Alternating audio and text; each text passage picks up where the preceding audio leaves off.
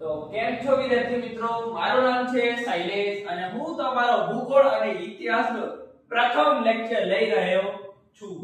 તમને આમાં ભૂગોળ, ઇતિહાસ અને તમને મેથ્સ રીઝનિંગના બધા દાખલા કે એ તમને એકદમ ઈઝીલી ગણવાના છે. તો મારી વાત કરું તો હું ગુજરાતમાં વડોદરા સિટીમાં રહું છું. તો આ વખતે આવી ગઈ છે દોડની પ્રક્રિયા. દોડ તો તમારે 21 થી શરૂ કરવાની છે અને કોલ લેટરની વાત કરીએ તો હમણાં થોડા દિવસમાં તમારે કોલ લેટરની 9 તારીખની વાત હતી, પણ 9 તારીખે આવવાનું એ શક્ય રહ્યું નથી. કઈ ઓફિશિયલ ન્યૂઝ તો આવી નથી કે 9 તારીખે આવશે, પણ કદાચ તમને 11 તારીખનું મેં કન્ફર્મ કહી શકું છું કે 11 તારીખે તમારું આવી જાય છે. 11 તારીખે તમારે આવી જાય અને તૈયારી રાખજો. કઈ બી થાય ગ્રાઉન્ડ તો તમારે પૂરું કરવાનું છે. એકવાર આમાં એક્ઝામમાં રહી ગયા એ ચાલશે તમને, મને બી ચાલશે, તમને બી ચાલશે કે એકવાર આમ પ્રેક્ટિસ કરી તો એક્ઝામમાં રહી ગયો, પણ ગ્રાઉન્ડ પાસ ના થાય તો માથે કલંક લાગી જશે કે ઘરવાળા બી કહે છે તમને કે ગ્રાઉન્ડ બી પાસ ના કરી ગયા તો શું કરશે જિંદગીમાં. ઘરે થપ્પો વાગી જશે, થપ્પો કે આ તો ગ્રાઉન્ડ બી પાસ નથી કર્યું, આ શું કરી લેશે જિંદગીમાં. તો આપણે બધું કરવાનું છે, ગ્રાઉન્ડ પાર કરીને આવવાનું છે અને પછી એક્ઝામ ની પ્રિપેરેશન, ફૂલ એવી પ્રિપેરેશન કરવાની છે કે જેનાથી આમ 200 માર્ક ક્યારે છે એમાંથી આપણે 170 જેવા તો આવી જવા જોઈએ. હા, ખબર પડી ને. તો પહેલા પ્રશ્ન ભૂગોળમાં આવ્યો છે, એમાં પ્રશ્નની વાત કરીએ કે અમેરિકાના રાષ્ટ્રપતિની નિમણૂક કેટલા વર્ષમાં કરવામાં આવે છે? અને પણ આપણે ઓપ્શન આપેલા છે 6, 3, 4 અને 5. રાષ્ટ્રપતિની ચૂંટણી કેટલા વર્ષમાં થાય છે? ક્યાં? વડોદરામાં નહીં, ગુજરાતમાં નહીં, ઇન્ડિયામાં નહીં. વાત થાય છે અમેરિકાના રાષ્ટ્રપતિની નિમણૂક કેટલા વર્ષમાં ચૂંટવામાં આવે છે? 6, 3, 4, 5. મેં તમને 10 સેકન્ડનો ટાઈમ આપું છું. કમેન્ટમાં જલ્દીથી ફટાફટ લખી નાખો. આપણા ઇન્ડિયામાં કેટલા વર્ષમાં થાય છે એ બી તમે કમેન્ટમાં લખી દેજો કે હું જોઈશ કે કેટલા સાથે. અને તમારા દરેક કમેન્ટનો આન્સર મારો હશે, ભલે તમે બીજા કોઈ ફેકલ્ટી આપે ના આપે, મને કોઈ ખબર. આ તમે જે ક્વેશ્ચન પૂછશો એ મારો આન્સર અંદર કમેન્ટમાં હશે. 10 સેકન્ડ થઈ ગયા છે આપણે. તો અમેરિકાના રાષ્ટ્રપતિની નિમણૂક દર 6 વર્ષે અમેરિકામાં થાય છે. બરાબર, દર 6 વર્ષે અમેરિકાના રાષ્ટ્રપતિની નિમણૂક થઈ જાય છે. ક્યાં? અમેરિકામાં. હવે આપણે બીજો એક ક્વેશ્ચન આવ્યો છે. એ મેથ રીઝનિંગ નો છે. એ તમને અમુકને ખબર આમ રીઝનિંગ બહુ હાર્ડ લાગતું હોય કે ના આ કેવી રીતે કરું મેથ, કેવી રીતે કરું આમ તેમ. એક માણસ 16 દિવસમાં ખાડો ખોદે છે.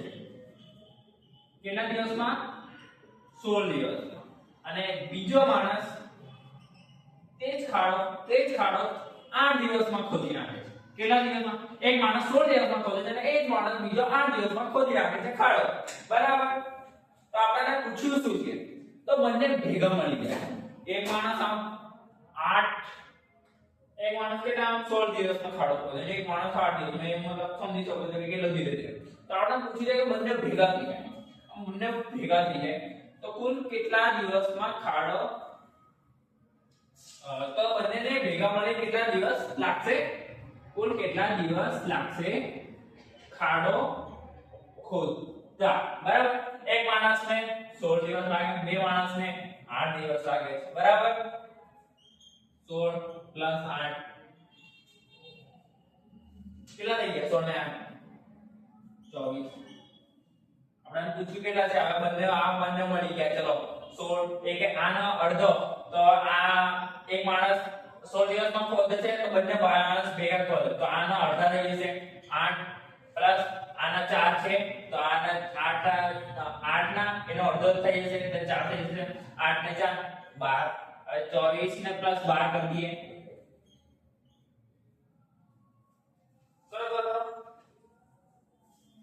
6 2 ને 3 ટોટલ કેટલા દિવસમાં થાય ખાડો ખોદે 36 દિવસમાં બંને મળી જાય એક માણસ 14 દિવસમાં ખોદે છે બીજો માણસ 8 દિવસમાં ખોદે છે તો હવે બંને ભેગા મળી જાય બંનેનો ભેગા કર્યા બંને એટલે 24 એ તો ટોટલ આ મતલબ 2 દિવસમાં 24 દિવસમાં આટલો એક ખાડો ખોદ્યો હવે આપણે એક બે નો અડધો અડધો કરી નાખ્યું ટોટલ કેટલા આયા 12 આ બે સરળ 36 લો છે સિમ્પલ દાખલો આવો દાખલો તમે આમ પીએસઆઈ કોન્સ્ટેબલ ગમે તે આમ થઈ જાય આમ ફાડી નાખી જવાનું કે આ તો મારા માર્ક એક માર્ક્સ આવી ગયો હું એક માર્ક્સ આવી ગયો બસ હું ચાલી જવાનું કે આઈ ગયા ચલો ભાઈ આપણા એક માર્ક્સ આવી ગયા બીજું તો હું બરાબર આવી રીતે કરી નાખવાનું બરાબર આવા દાખલામાં કોઈને પ્રોબ્લેમ હોય તો કમેન્ટમાં મને એકવાર કહેજો ખાલી કે હા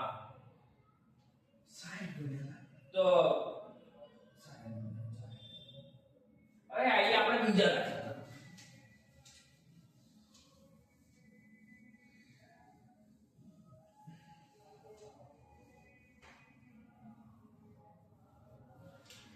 બીજો દાખલો કે આમ મેથ્સ નો જ લઈએ છીએ આપણે કે આમ મેથ્સ રીઝનિંગ ભૂગોળ ઇતિહાસ એટલે ભલે ટાઇટલ એવું છે પણ આપણે મેથ્સ રીઝનિંગ નો દાખલો એકવાર લઈ લઈએ છીએ બીજો એક સિમ્પલ એવો દાખલો લઈ ગયો છે એટલા માટે મેં લઉં છું બરાબર એક ગાડી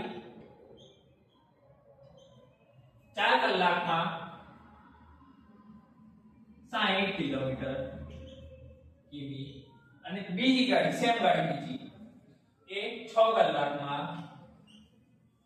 50 કિલોમીટર બરાબર 6 કલાકમાં 50 કિલોમીટર અને પેલી ગાડી 4 કલાકમાં 40 કિલોમીટર બરાબર તો આપણે પૂછ્યું છે કે બંને ગાડી ટોટલ કેટલું કિલોમીટર ચાલે બરાબર આ 6 ગુણ્યા 60 એટલે જોઈ લઈએ આપણે 4 કલાકમાં કેટલા કિલોમીટર ચાલે આ 6 6 24 240 6 કલાકમાં કેટલા 240 કિલોમીટર હવે આપણે પૂછ્યું કેટલું છે 6 કલાકમાં આપણે પૂછ્યું છે કે બંને કેટલા કિલોમીટર બંને જોડે કેટલા કિલોમીટરમાં ચાલી જાય બંને ચાલે કેટલા ટોટલ કેટલા કિલોમીટર ચાલે ટોટલ પૂછ્યું આપણને કેવું પૂછ્યું છે ટોટલ હવે આપણે પૂછ્યું છે બીજું હવે પૂછ્યું છે 6 કલાકમાં 50 કિલોમીટર તો 6 ગુણ્યા 50 5 6 30 300 બરાબર આનો આવ્યો 4 કલાકમાં 260 કિલોમીટર અને 6 કલાકમાં 300 કિલોમીટર આપણે પૂછ્યું છે ટોટલ કેટલું ચાલે તો સિમ્પલ કઈ નહીં 300 પ્લસ 240 કરી નાખવાનું છે આપણે 300 પ્લસ 240 તો ટોટલ કેટલો હશે 0 0 4 4 3 ને 2 3 4 5 540 ટોટલ કેટલું 540 કિલોમીટર બંને ગાડી મળીને ચાલી જાય છે ક્યાં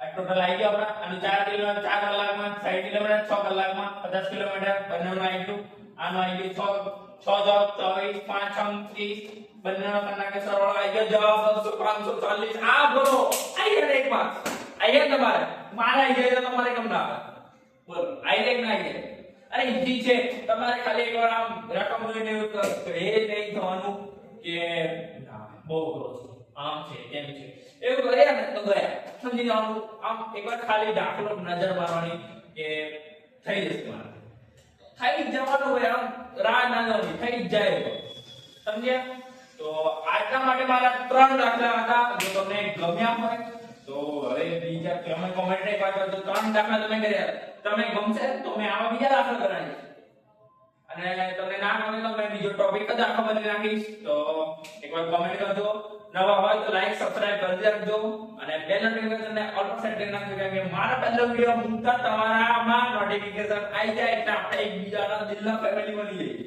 એવું બરાબર તો આવા દાખલા માટે એકવાર તમે કોમેન્ટ કરજો તો મને ખબર પડે કે હા સર દાખલા સારા સમજાયા છે તો મળીએ બીજા વિડિયોમાં તબ તક જય હિન્દ